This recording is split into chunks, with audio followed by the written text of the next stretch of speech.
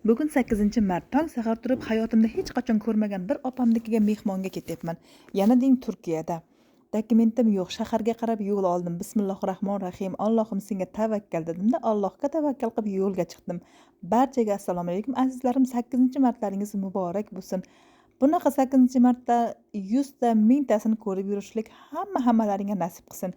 Meni hozir ko'rganlar, taniganlar va tanimaganlarga bismillah deb ertalabdan avtobusda yo'lga chiqdim. Endi men shaharga qarab ketyapman. Men tanigan opa o'zimiz samarqandlik, lekin u bilan Turkiyaga kelib Turkiyada tanishdim. Endi bismillah deb meni mehmonga chaqirdi. Unikiga mehmonga ketyapman. Boshqa shahardan ham qizlar kelishadi dedi. Ular kelishmas ekan. Shuning uchun mayli yolg'izlanmasin dedimda, men yo'lga chiqib keldim. Ketyapman xullas kalom. Bu videoni oldinroq olgan edim. 8-mart emas, hozir 21-mart Navruz kuni.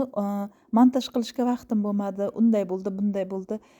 Nima desam ekan, xullas kalom vaqtim bo'lmagani uchun bugun videoga oldimda qo'yib boshladim. Turkiyada yurganlar, Turkiyaga kelmoqchi bo'lganlar, kela olmaganlar hammaga boshqa davlatda yurganlarga, hammalaringga assalomu alaykum. Bu Turkiyaning ko'chalari. Endi do'stlarim, xullas kalom u uyga bordim.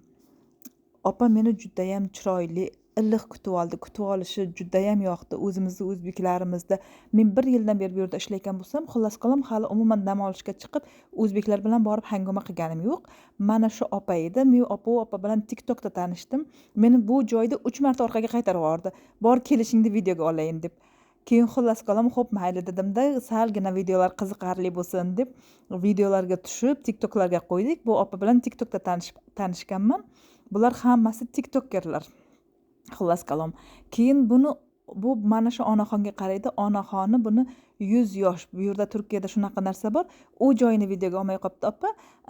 Qo'lini o'pib peshonasiga qo'yadi. O'zidan yoshi kattalardi, o'zi misol uchun hurmat qilgan insonlardi-da, yoshi faqatgina kattalardi, kichkinalardi emas. Keyin men mana bunaqa narsa tayyorlagan edim. Bu boshqa videomda bor, bundan oldingi videolarimda. Endi buni nima bo'ldi? Bu yerga u opaga xuddi topishmoqday qilib aytib, buni ochdik.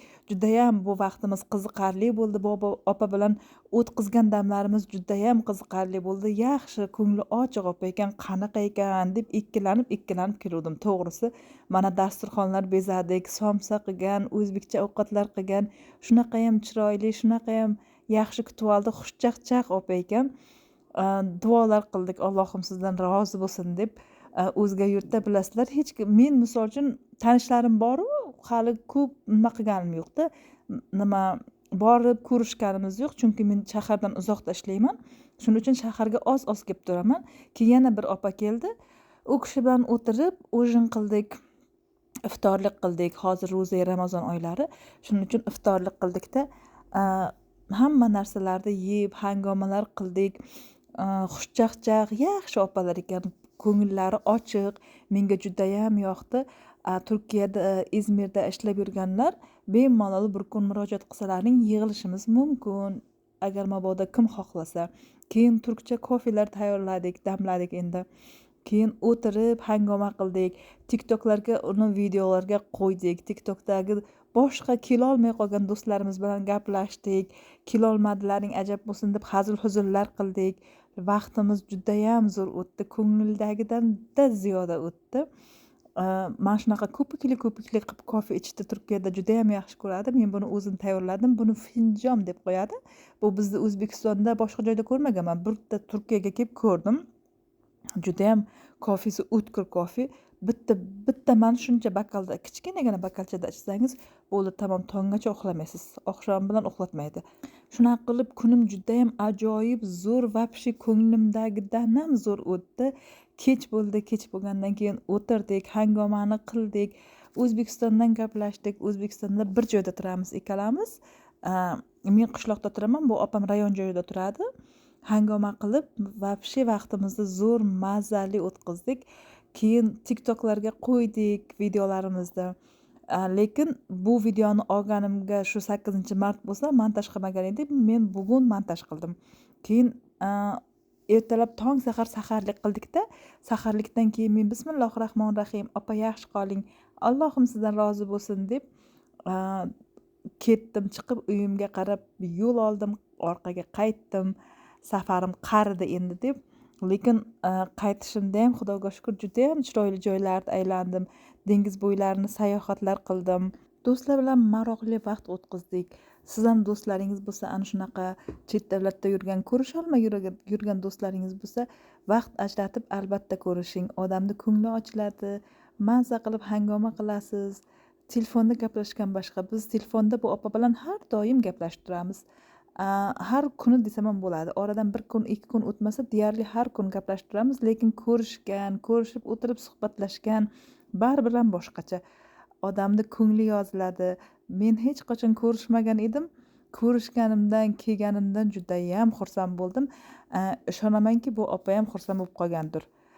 Balki bilmayman. Meni oldimda lekin o'zini xursand bo'lib qolgandek xursand qilib ko'rsatdi. Keyin kechki payt hovlilarini videolarga oldim. Opaga aytdim, YouTube'ga qo'yaman, bu esdalik bo'lib qoladi. Bir zamonlar keladi, ko'ramiz, tomosha qilamiz. O'zbekistonga ketganda to'y hasham qilamiz, boshqa qilamiz. Oradan yil o'tar, 10 yil o'tar, Allohim umr bersa 20 yil o'tar. Keyin uni tomosha qilib o'tiramiz deb opaga tushuntirib aytib, videolarga qo'ydim. Qo'ysam maylimi deb ruxsat ham so'radim. Mayli, qo'yishing mumkin deb ruxsat berdi. Buni aytganimni sababi ba'zi birovlar biladi.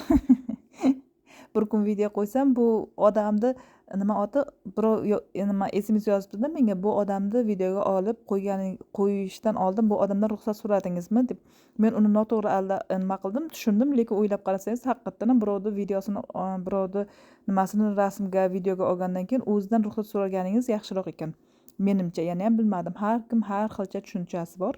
Keyin ertasi kuni dam olib bo'lgandan keyin yo'lga chiqdim. Men Turkiyaga endi kelgan paytlarim bu yerda ishlagan edim. O'sha joylarda aylandim, dengiz bo'ylarini. Judayam chiroyli dengizlar. Yozda bu yerda to'la odam bo'ladi. Tong sahar chiqsangiz, odamlar yugurgani chiqadi bu yerda. Chunki uzun trotuar bu yer, dengizni yoni. Militsiyalar yuradi, bironta dengizga o'zini otib yubormasin deb. Maza qilib aylandim. Bu tarafimiz trassa katta. Aylandim, keldim. Bu yerlar nimani, Izmirda eng mashhur odam ko'p gavjum joyi. Hozir tong sahar bo'lgani uchun, undan keyin ikkinchidan hozirgi vaqtda, hozir masalan uchun mart oyi nima bo'lmaydi. Bu yerda turistlar oz bo'ladi. Bir oydan keyin shunaqa odam gavjum bo'lib ketadi bu yerda. Qadam bosishga joy bo'lmaydi. Chiroyli joylarda aylanadi, keladi, plyajlari bor, cho'miladi. Xullas qalam do'stlarim, ana shunaqa gaplar. Meni shu yergacha ko'rganlarga kattakon rahmat. Taniganlarga, tanimaganlarga, videomda endi ko'rib boshlaganlarga, Turkiyada ishlaganlarga, ishlamaganlarga, o'zga yurtda yurganlarga, ana musofir bo'lib, musofirchilikda yurganlarga hammalaringga sog'lik, salomatlik tilayman. Navruz ayyomlaring, yillaring, ko'ngillaringdagiday o'tsin. Keyingi videomda ko'rishguncha hammalaringiz Allohimga omonatsizlar. Sizlarga ham maslahatim, hozirgi vaqtlaringni videoga olib, esdalik uchun qo'yib qo'yinglar.